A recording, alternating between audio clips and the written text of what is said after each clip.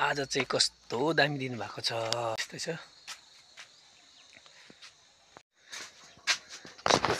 काम कुरो त गर्नै पर्ने हो अनि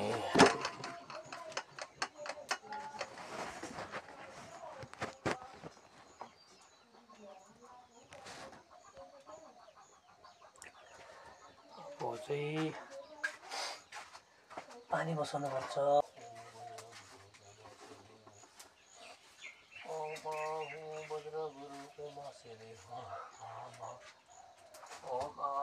बज्र गुरु पे मस्जिद हो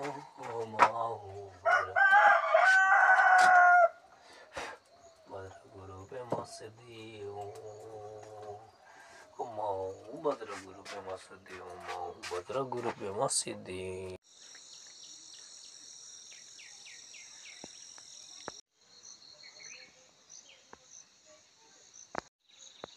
ग्ल्याडिस पनि फुल्दै रहेछ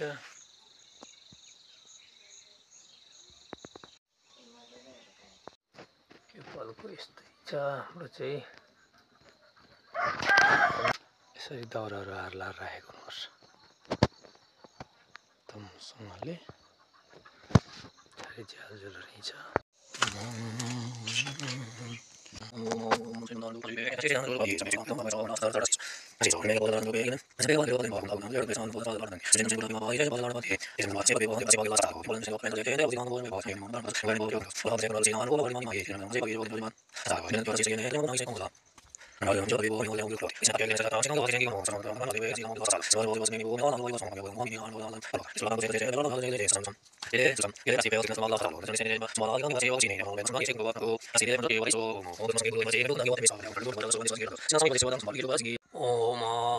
बज्र गुरु पे मस्जिद हो मस्जिद कुरै पनि कुरै सिद्धि हो आज चाहिँ मर्निङको खाना पनि पकाइसकेँ हो प्लेटहरू पनि लान्छु खानको लागि रेडी त गर्नै पर्यो खानेकुरोहरू हो अनि के गर्नुपर्छ म चाहिँ जे पनि पकाउँछु सब्जीहरू चाहिँ खालि आगोमा मात्रै पकाउँछु नि त अहिलेसम्म सब्जी चाहिँ यो हो नि त यो इस्कुसको मुन्टासँग चाहिँ हामी सब्जी पकाउँछौँ आगोमै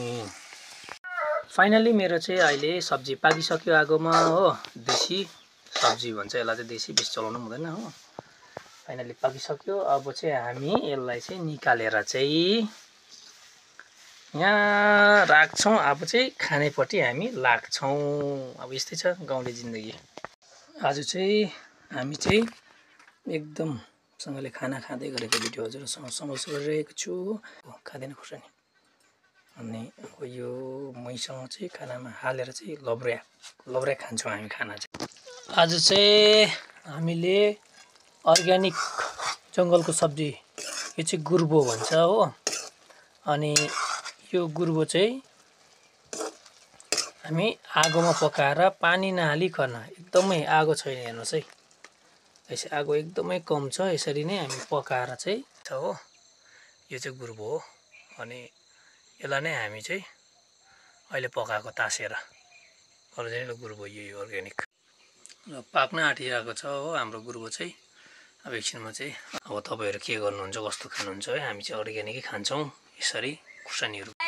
हामीलाई माया गर्नुहोस् सपोर्ट गर्नुहोस् सबै गर्नुहोस् धन्यवाद